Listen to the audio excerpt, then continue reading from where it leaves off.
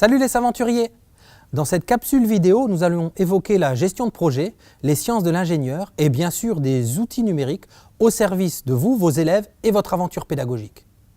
Dans votre projet d'éducation par la recherche, vos élèves seront certainement amenés à effleurer voire explorer l'ingénierie et ses process. Améliorer un existant, étudier des solutions innovantes, rédiger un cahier des charges, contrôler, concevoir, produire, trouver ou acheter du matériel ou encore conseiller, fabriquer, manager. Pour le pédagogue, ces mots résonnent avec travail de groupe et collaboration en pédagogie de projet. Les collègues anglo-saxons utilisent à ce propos l'acronyme STEAM, S-T-E-A-M pour sciences, technologie, engineering, arts et mathématiques. Le but est d'enseigner aux élèves à avoir une approche ingénierique, technologique, imaginative, créative et une pensée critique autour des problèmes, tout en construisant leurs compétences et connaissances, notamment mathématiques et scientifiques. En France, le socle commun parle notamment de contribuer à faire acquérir la capacité de coopérer en développant le travail en groupe et le travail collaboratif à l'aide des outils numériques, ainsi que la capacité de réaliser des projets interdisciplinaires. Une des spécificités du cycle de consolidation, c'est-à-dire pour les élèves de 9 à 11 ans, est notamment de faire que les élèves accèdent à une réflexion plus abstraite qui favorise le raisonnement et sa mise en œuvre dans des tâches complexes. Ils sont incités à agir de manière responsable et à coopérer à travers la réalisation de projets. Et ça tombe bien puisque d'emblée, vous me direz que par essence même, les aventuriers intègrent la pédagogie par projet, ce qui donne du sens aux apprentissages. Ensuite, le travail en groupe y ayant une place importante, on sait bien sûr que les élèves apprennent d'autant mieux. Le chercheur André Tricot s'est penché sur ces questions et d'autres dans un excellent ouvrage intitulé « L'innovation pédagogique, mythe et réalité ». Les recherches montrent que, tant pour le travail en groupe que pour la pédagogie par projet, la réponse est largement plus nuancée qu'on ne l'imagine. Pour faire court, ces deux idées pédagogiques nécessitent un bornage et un encadrement pédagogique rigoureux pour s'avérer efficaces et bénéfiques pour les apprentissages. Quelle tâche, pour quel élève, au service de quel apprentissage, à quel niveau d'exigence? Toutes ces questions essentielles que vous pourrez anticiper à l'aide des ressources mises à disposition par les aventuriers. Mon rôle ici est de vous proposer quelques outils numériques susceptibles de vous aider, ainsi que vos élèves, à relever le challenge pour travailler en équipe autour de votre projet commun comme des ingénieurs en devenir. Commençons par très simple et efficace avec Padlet. Padlet est un mur virtuel collaboratif sur lequel vous pouvez agréger toutes sortes de ressources numériques, des textes, des liens, des images, des photos, des fichiers audio ou vidéo. Facile et intuitif, chaque poste est déposé d'un clic ou par glisser-déposer sous forme de carte à laquelle on peut adjoindre du texte et même des ressources médias. Le mur virtuel est personnalisable par son nom, son fond d'écran ou l'organisation visuelle des posts.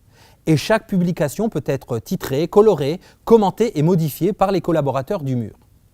Votre mur peut être public, accessible par mot de passe ou totalement privé. Mais surtout, il peut être collaboratif via partage avec les collaborateurs de votre choix. Vous pouvez ainsi imaginer utiliser un mur Padlet pour chacune de vos équipes de jeunes ingénieurs ou bien un seul et unique mur partagé. Selon les droits de partage assignés, que ce soit lecteur, modérateur ou administrateur, vous responsabilisez vos élèves, vous les encouragez à la prise d'initiative. Padlet s'utilise dans un navigateur web ou encore sous forme d'application disponible sous iOS, Android ou Kindle. Enfin, sachez que Padlet, comme d'autres outils de cette famille, peut être utilisé comme outil de curation à l'intention de vos projets. Pour cela, n'hésitez pas à visionner la vidéo intitulée « Intégrer le numérique, des outils de curation pour la classe » sur la chaîne YouTube des Aventuriers. Second outil intéressant, cette fois pour la gestion de projet, Trello. Trello se définit comme un outil de collaboration visuelle. Il se dit être pensé pour faciliter les projets basés sur l'apprentissage, la collaboration et la discussion. Et en effet, Trello permet d'organiser et de gérer à peu près tout ce que vous voudrez sous forme de liste de cartes disposées sur un tableau.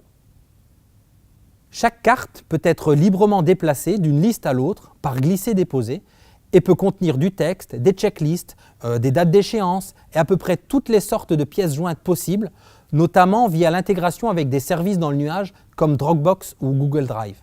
Une carte peut également être commentée par les utilisateurs du tableau et vous avez accès au suivi détaillé de chaque intervention, vous permettant une gestion fine des activités de vos élèves. Trello est assez souple pour de nombreux usages en gestion de projet. Alors pourquoi pas initier vos élèves à Kanban, la méthode de gestion de projet agile japonaise bien connue. Il suffit de créer un tableau avec les listes à faire, en cours, terminé, que vous granulariserez davantage selon l'âge ou le degré de complexité de votre projet avec les colonnes reportées, en test, approuvées, etc. Trello permettra d'assigner des tâches précises à chacun des élèves, de définir des priorités par code couleur, d'agencer et déplacer les cartes d'une colonne à l'autre selon l'avancement du projet, de définir des échéances de planning et même de visualiser l'ensemble sous forme de calendrier. Une belle occasion de les initier à la constitution d'un rétro-planning indispensable dans un projet d'ingénierie. Troisième outil à explorer, les cartes mentales, heuristiques et conceptuelles.